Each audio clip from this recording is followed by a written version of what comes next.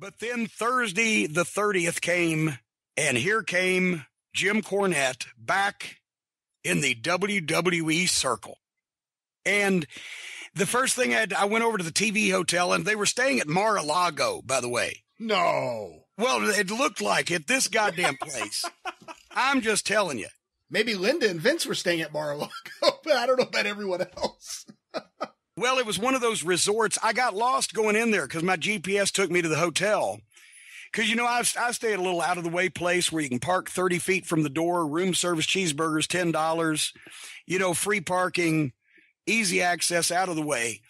They're at this giant resort in the middle of golf courses. My GPS gets me there, and I get lost on the golf course trying to find the hotel. And then suddenly I see this giant, it was huge. It was huge, it was. But I checked in, and I love the idea of someone playing golf, and there's some angry guy in Black Beauty honking his horn and yelling.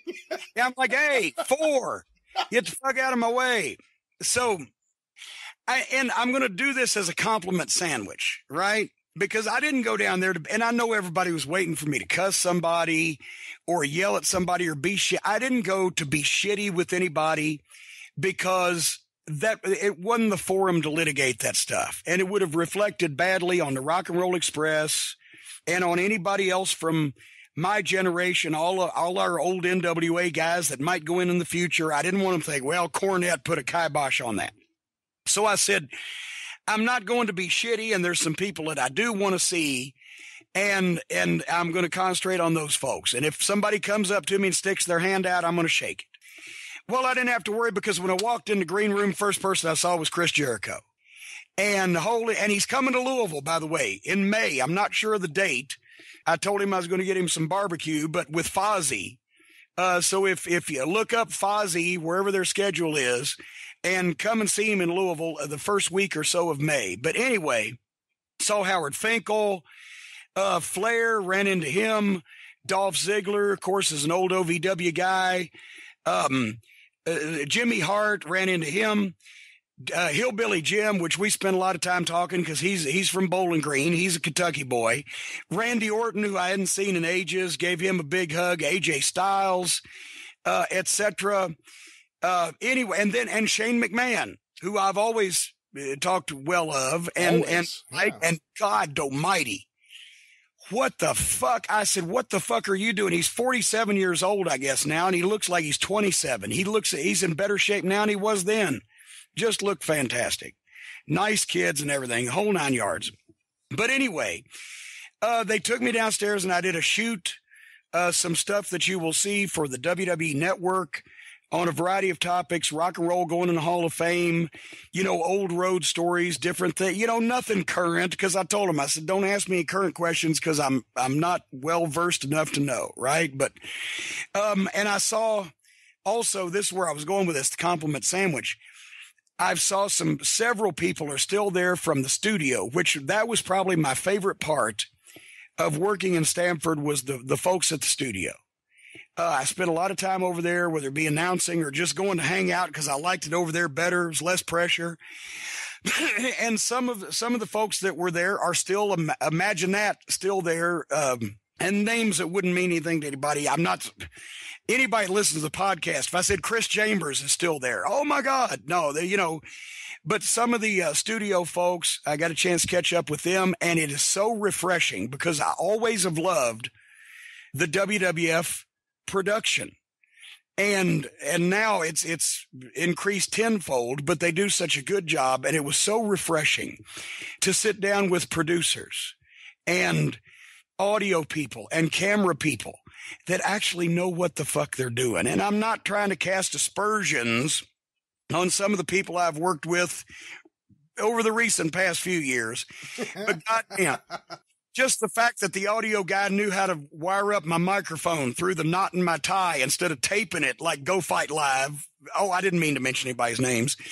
Duct taping it to the inside of my fucking lapel, something they got at Radio Shack. This was real television with real people. They also, some of them do work for ESPN, etc. So that was great. We had a nice talk there. I got to stop you. I got to ask you a few questions about this.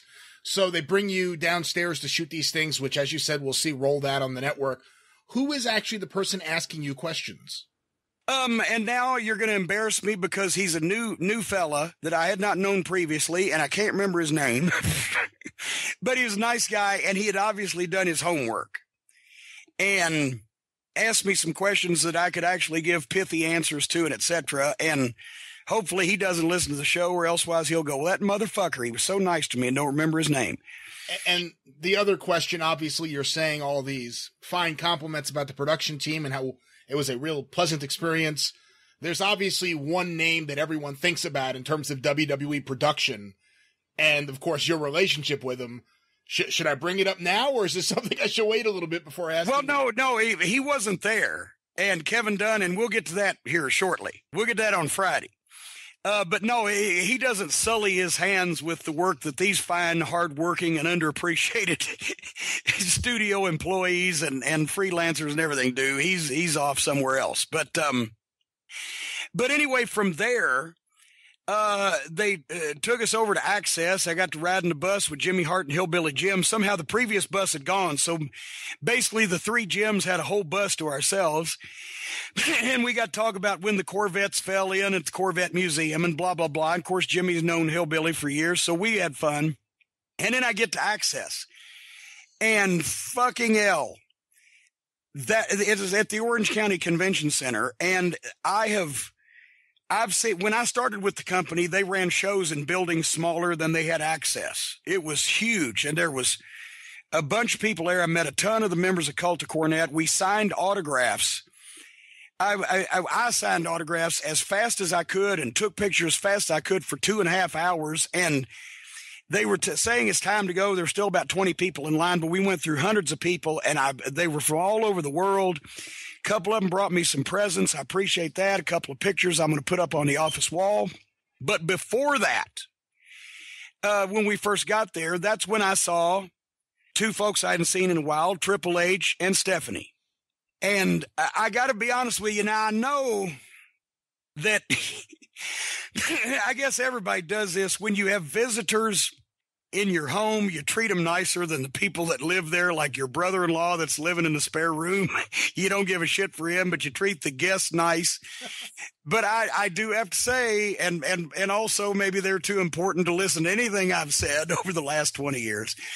But Paul, as he's known now, stuck his hand out. I shook it. I said, thank you for the invitation. He said, we're looking forward to it. Stephanie came up and gave me a hug, and they went on about their business.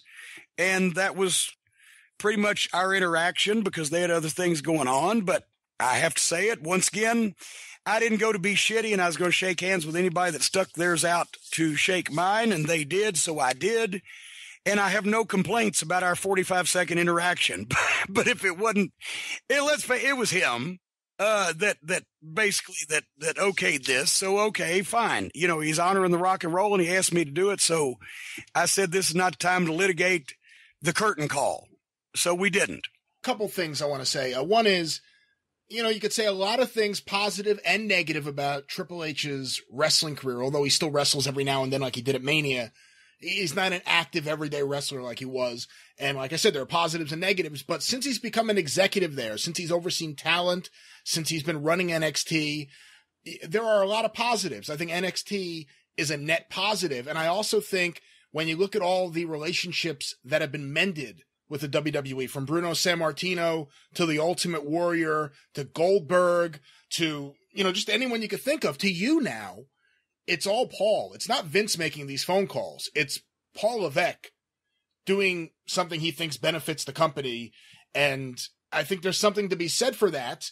And the other thing I want to say is I saw a video, and I'm guessing it may have been right around this time, of Stephanie and Paul, Triple H. I feel weird calling him Paul. I don't know the fucking guy.